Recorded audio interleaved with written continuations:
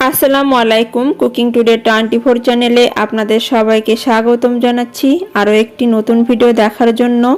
অনেকেই বলে থাকেন খাসির মাংস রান্না করার পরেও এর থেকে গন্ধ আসে, খেতে ভালো লাগে না।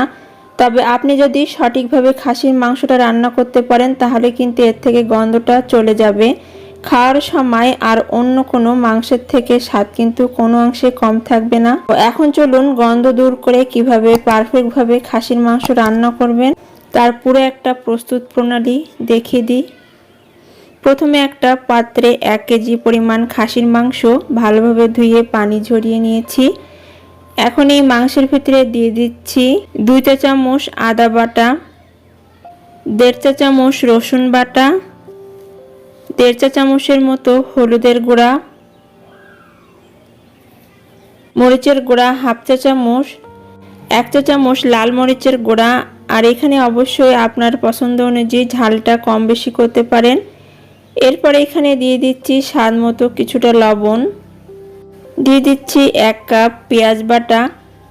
আর মশলার পরিমাণটা অবশ্যই ফলো করে ঠিকঠাকভাবে দিতে চেষ্টা করবেন, তাহলে রান্নাটাও কিন্তু পারফেক্ট হবে। এরপর এখানে দিয়ে দিচ্ছি 2 টেবিল চামচ রেগুলার রান্নায় ব্যবহৃত তেল। এখন হাত দিয়ে সমস্ত মশলাগুলো ভালোভাবে মাংসের গায়ে মাখিয়ে নিতে হবে। মশলাটা যাতে প্রতিটা মাংসের গায়ে ভালোভাবে মেখে যায় সেই দিকে খেয়াল রাখতে হবে। আর এই কাজটি হাত দিয়ে করলে কিন্তু দ্রুত মশলাটা মাখানো যায় এবং সেই সাথে ভালোভাবে কিন্তু মশলাগুলো মাংসের সাথে লাগানো যায়।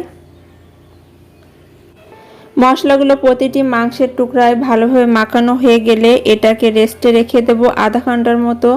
তবে আপনারা চাইলে আধা ঘন্টার বেশিও রাখতে পারেন।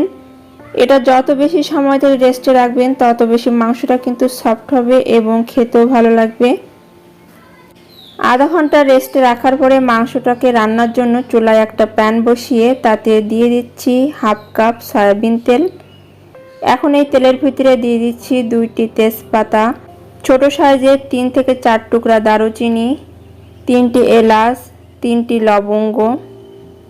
এখন এগুলোকে একটু ফোড়ন দিব যাতে এর থেকে সুন্দর একটা ফ্লেভার বাইরে আসে। ফোড়ন দেওয়া হয়ে গেলে এখানে 1 কাপ পেঁয়াজ কুচি দিয়ে দিচ্ছি।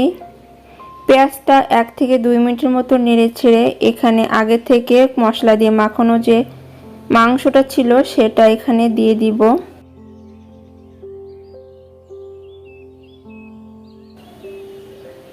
মাংসটা দেওয়া হয়ে গেলে এখানে 1 চা চামচের মতো ধনিয়া গুঁড়া অ্যাড করে দিব। এরপরে মাংসটাকে ভালোভাবে নেড়ে চেড়ে ঢাকনা দিয়ে ঢেকে দিব। আর এই পর্বে কিন্তু চুলার আঁচটা অবশ্যই মিডিয়ামে রেখে দিবেন।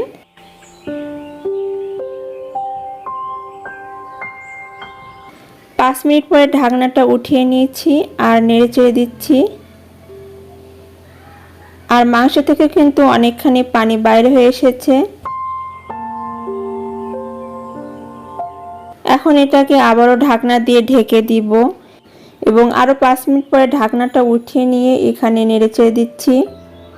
আর এখানে কিছুক্ষণ পর পর কিন্তু ঢাকনাটা উঠিয়ে ভালোভাবে নেড়েচেড়ে দিতে হবে যাতে মাংসের নিচে লেগে না যায়। নিচে যদি লেগে যায় তাহলে কিন্তু মাংসের স্বাদটাই পুরো নষ্ট হয়ে যাবে, আর সেজন্য একটু পর পর নেড়ে দিতে হবে। এভাবে করে আমি প্রায় 20 থেকে 25 মিনিটের মতো মাংসটাকে কষিয়ে নিয়েছি।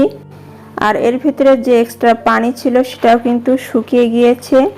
আর এখন যেটা দেখা যাচ্ছে সেটা কিন্তু তেল, আর এই তেলটা কিন্তু ভালোভাবে মাংসের উপরে উঠে এসেছে। মাংসটাকে ভালো করে কষানো হয়ে গেলে এখন এই মাংসটাকে সিদ্ধ করার জন্য মেজারমেন্ট কাপের 2 কাপ পরিমাণ পানি দিয়ে দিচ্ছি। আর 2 কাপ পানিতে কিন্তু মাংসটা সেদ্ধ হয়ে যাবে ভালোভাবে।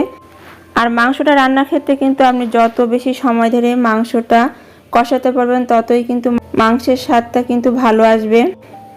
এখন এর ভিতরে দিয়ে দিচ্ছি 4 থেকে 5টির মতো আস্ত কাঁচামরিচ। কাঁচামরিচটা দেওয়ার ফলে মাংস থেকে একটা দারুণ ফ্লেভার কিন্তু পাওয়া যাবে। এবার এটাকে ঢেকে দিয়ে মিডিয়াম আঁচে 10 থেকে 15 মিনিটের মতো রান্না করব। 10 থেকে 15 মিনিট পরে মাংসটা ভালোভাবে সেদ্ধ হয়ে গিয়েছে। আর আমি লবণটাও কিন্তু চেক করে নিয়েছি, লবণটা আমার কিন্তু ঠিকঠাক আছে।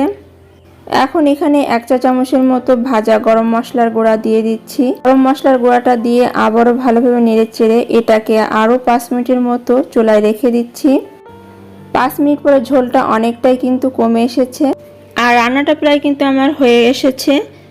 আর আপনারা যারা খাসির মাংসটা খেতে চান না তারা একবার হলে এভাবে রান্না করে খেয়ে দেখতে পারেন। এটা গরুর মাংসের মতোই কিন্তু স্বাদ লাগবে।